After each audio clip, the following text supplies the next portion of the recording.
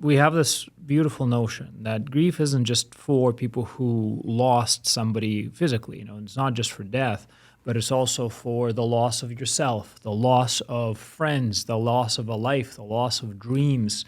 And for you, when you got committed, really, I think probably it took away everything. And then it was a question of working your way back from that very dark and very alone place into something that is much more full. So there's kind of a regenerative cycle. Now, not a lot of people know this, but Adam actually spent a lot of his early practicing years working in institutions of various, types and whatnot. And I guess you got to see a lot of that, right? Oh yeah. So my first my first gig coming out of graduate school, they put me fresh-faced young kid. I'm going to be a therapist. I have a master's degree in psychology. They put me in with the most hardened criminals that they could find in one of the worst jails in the United States, working with death penalty inmates, multiple murder cases, things like that. Who did you piss off on the committee? Oh no, I loved it. I loved it because much like Havva, you jump in with a population nobody else cares about, that nobody listens to, and it wasn't just like, okay, it's these horrible people who are evil, and it was like these are fathers who they just found out that their wife or their girlfriend is pregnant for the first time, and they've on this bad life path, and then she's pregnant. And he only now at this moment, as he's on trial facing 10, 20 years, does he truly understand, I need to correct myself for this child, but now it may be too late.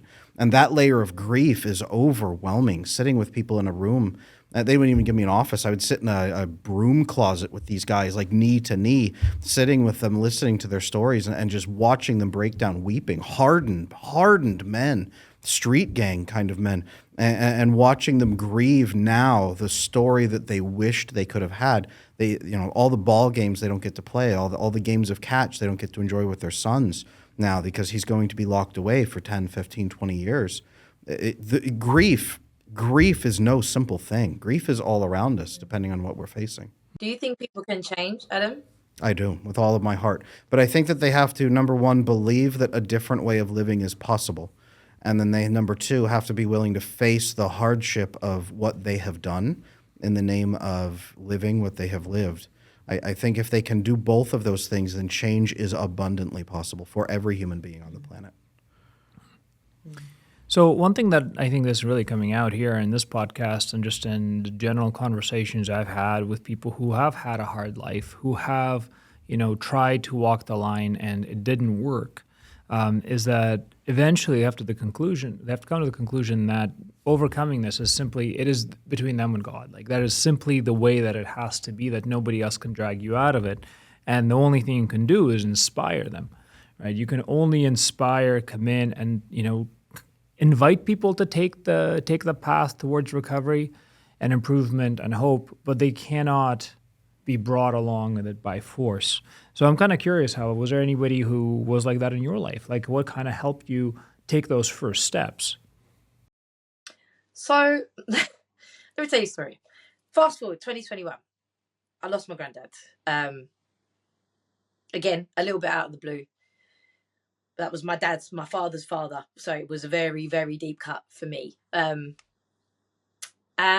slowly something that happened with me grieving him at that time, because I went mute.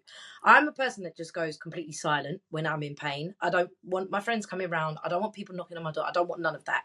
I need silence. Anybody's talking is interrupting what I'm feeling in my mind, and I just need to disappear.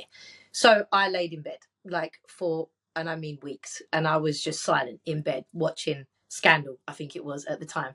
And I was just watching one episode after another. My mum would go to work in the morning, she'd come in the evening, she'd come and stand at my door. Are you going to get up or not? I would just be silent.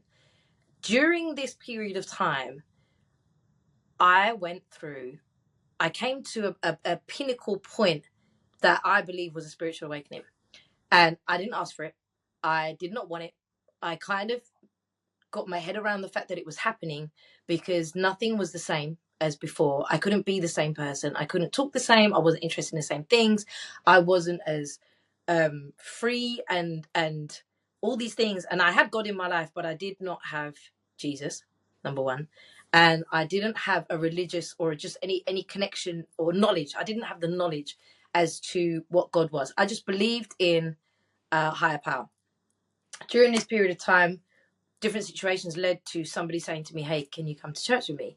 So I went and didn't really like it. It was against like everything that I'd ever known during that period of time, and disappeared again. And then I found myself one day, because I was just ignoring it. I didn't want it.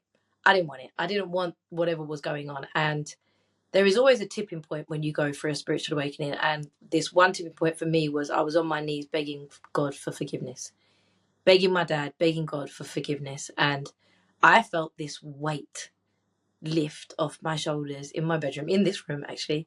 And whatever it was, it just started to subside. So I followed it. And I went to a few different churches, and I went to one particular one, and this bishop, I can only say, saved my life. And I felt like I was home.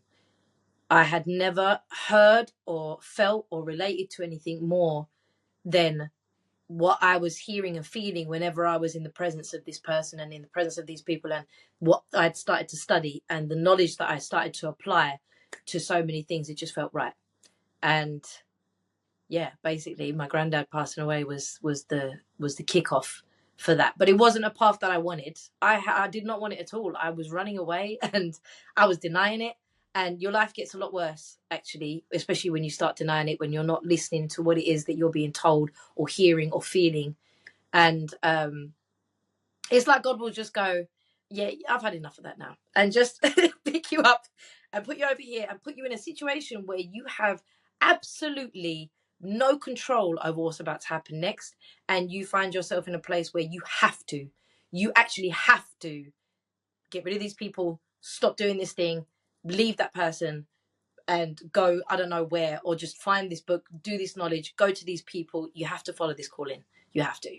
There is no other choice. And if you keep trying to find other choices, God will put you in a position where you will not have another choice. If you like this clip, I know you're going to enjoy the full episode. You can watch it right here.